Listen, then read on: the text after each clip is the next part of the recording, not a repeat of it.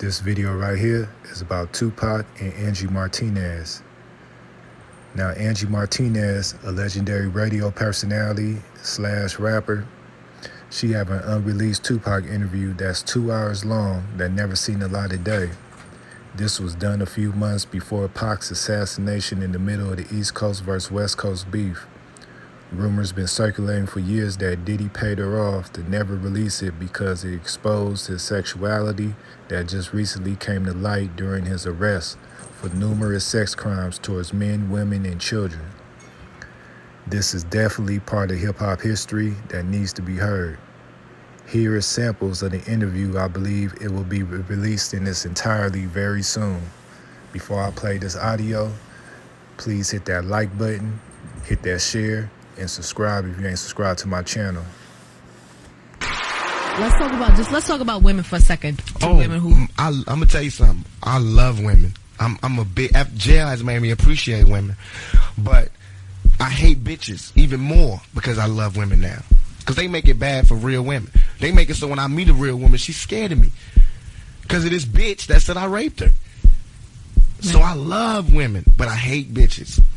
And I try to deal with both of them in every album. I try to make a good song where I deal with the women. I try to make a song where I attack the bitches.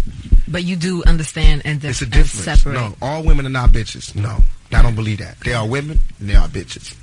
And I don't believe every woman got a bitch and none of that shit. I believe there's women and there's bitches. Okay, good. A woman that treats herself as a lady at all times, that's the one I'm attracted to. That's the one I want every time. But there's bitches out there. Even women know that. Women don't like bitches. I feel like I employ more women, help more women, and work with more women than anybody in the fucking world. There, you do have a lot of women around you. I've noticed that. All women. Yeah, I hear you. But I'm a man's man. I attack suckers, whoever they are. Whether the suckers got pussies or dicks, I attack them. Can you talk about your marriage a little bit? Because I know you got married and that was quick. I'm trying to give my ex-wife her life back and her privacy by not discussing it over and over again. Okay. But I will say that she was a wonderful person. She held me through my whole prison stay. She was there every day.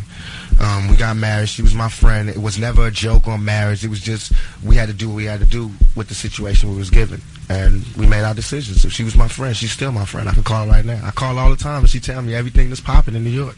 She's from New York? Yeah. She still lives right in the heart of it. She live in Harlem. You ever want to get remarried? Have kids? All of that? Mm-hmm.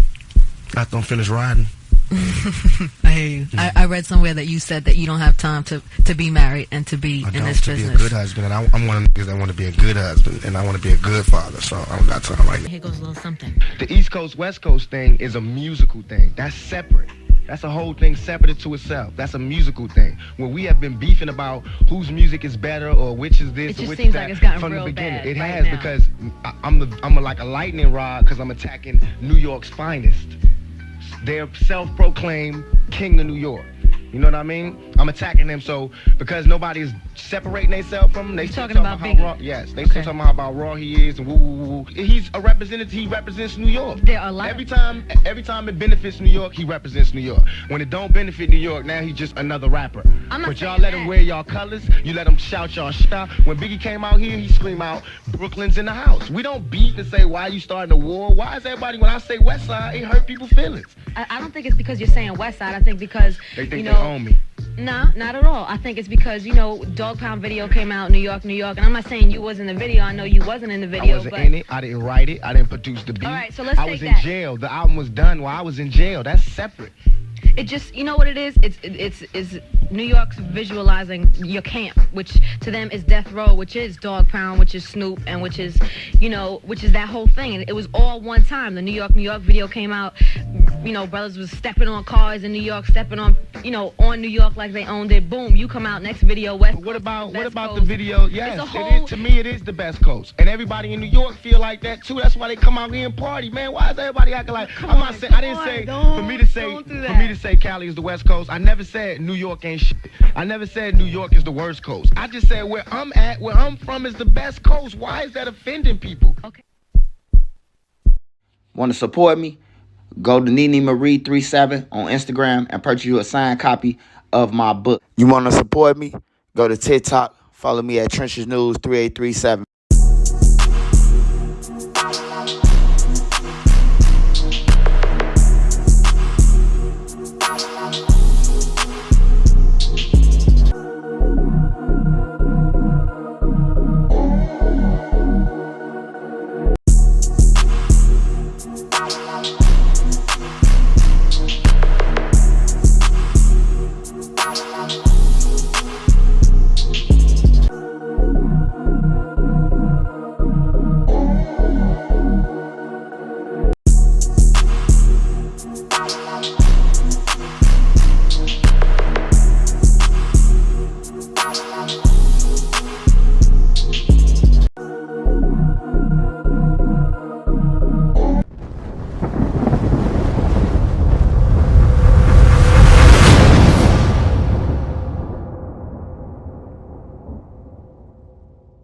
Turn me up.